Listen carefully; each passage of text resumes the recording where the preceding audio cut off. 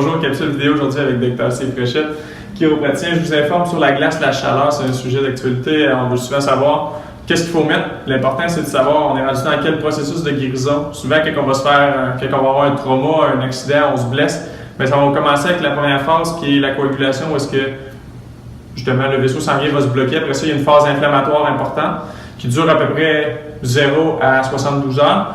Un petit peu plus, des fois, ça va s'étendre jusqu'à une semaine pour des grosses phases inflammatoires. Finalement, il va y avoir une phase de prolifération des tissus, puis il y a une phase de remodelage qui sont beaucoup plus longues. Fait que selon les différentes phases, on va appliquer différentes modalités de thermique. Fait qu'on compare ici la glace et la chaleur. Qu'est-ce qu'il faut savoir, c'est que la glace, c'est elle qu'on va appliquer dans la phase inflammatoire. On sait souvent que la glace, c'est anti-inflammatoire. Fait que dans la période 0-48 heures, c'est la période critique pour appliquer de la glace, surtout quand il y a un processus inflammatoire important. Quand il y a un processus inflammatoire important, ça veut dire que l'œdème, l'inflammation, vient tellement gorger qu'il y a possibilité qu'on coupe la circulation sanguine au tissu environnant qui est sain. Fait que l'objectif, c'est de diminuer le processus inflammatoire trop important pour protéger les cellules. Fait qu'on diminue l'apport sanguin, on diminue aussi le métabolisme, fait que les cellules autour vont avoir besoin de moins d'oxygène, fait que les cellules qui sont encore saines vont se préserver de façon plus efficace. On diminue la douleur aussi avec la glace, tout comme avec la chaleur. L'inflammation, comme on l'a dit, puis un petit effet secondaire, mais ça va diminuer aussi la flexibilité. Fait que ça, c'est moins désiré, mais ça fait partie du cadre de la chaleur. Si on compare avec la chaleur, on va appliquer ça plus de 72 heures ou une semaine suivant la condition, quand la phase inflammatoire elle a diminué.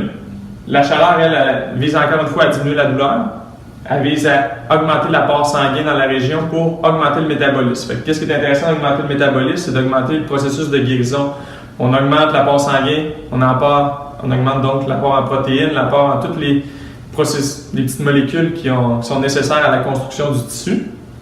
On va augmenter aussi la flexibilité, fait que pour des conditions chroniques où est-ce qu'on a besoin d'augmenter la flexibilité, mais la chaleur, ça peut nous aider justement à pouvoir faire des exercices thérapeutiques de façon contrôlée, de façon sage, pour augmenter sa flexibilité. Ça va diminuer les spasmes aussi.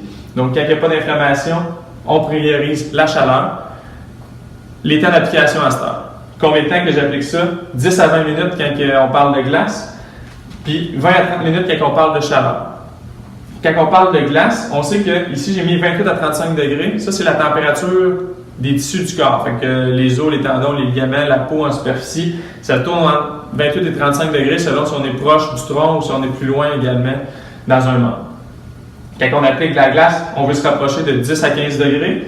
Fait que ça, c'est le range optimal d'efficacité de la glace. Pour l'atteindre, on va prendre à peu près un 10 à 20 minutes. Alors que pour la chaleur, on va aller entre 40 à 45 degrés. Souvent, la douleur va être perceptible par la chaleur à dépasser 48 degrés. Donc, on va être à peu près à 40-45. C'est pas une douleur, ça fait pas mal. Puis, il faut savoir que ça, c'est la douleur des tissus qu'on veut atteindre et non pas, on veut pas que notre bloc de chaleur ou de glace soit à ces températures-là. Ça peut être plus froid ou plus chaud. L'important, c'est vraiment que le tissu se rende à cette température-là. J'ai marqué en bas application humide. Pourquoi une application humide? On va soit mettre un sac de chaleur humide, donc qui est mouillé, ou encore on va mettre des petits blocs de glace dans un sac Ziploc pour qu'il y ait un petit peu d'eau. L'objectif, c'est que la température elle va être atteinte beaucoup plus vite, la température idéale, par conduction via l'eau. Si on prend un petit hot pad ou encore un petit gel glacé pour l'application de glace, mais souvent, ça va être encore moins efficace. L'air, ça conduit moins, puis les tissus vont moins absorber, si on veut, soit la chaleur ou encore la glace. Dernier petit conseil, pour ce qui est de la chaleur, mieux vaut utiliser un sac plus gros, puisque la chaleur, ça se trouve être de l'énergie qui est emmagasinée. Plus notre sac est gros, plus il y a un magasin de chaleur, puis plus il va être capable de nous redonner de la chaleur pendant un long moment de temps. Pour ce qui est de la glace, surtout si on veut atteindre des tissus qui sont plus profonds pour atteindre le 10 à 15 degrés, il faut savoir qu'il y a une efficacité aux alentours de 2 à 3 cm d'épaisseur. Si on applique ça à un endroit où est-ce qu'il y a beaucoup de tissu adipeux, qu'on a un petit peu plus de gras, mais c'est moins efficace, puis on ne va pas nécessairement atteindre le 10 à 15 degrés, fait qu'il faut savoir que la glace a quand même ses limites. La chaleur va aller un petit peu plus profondément. Donc, pour une approche corrective, d'autres questions, Dr. Steve Fréchette, chiropraticien.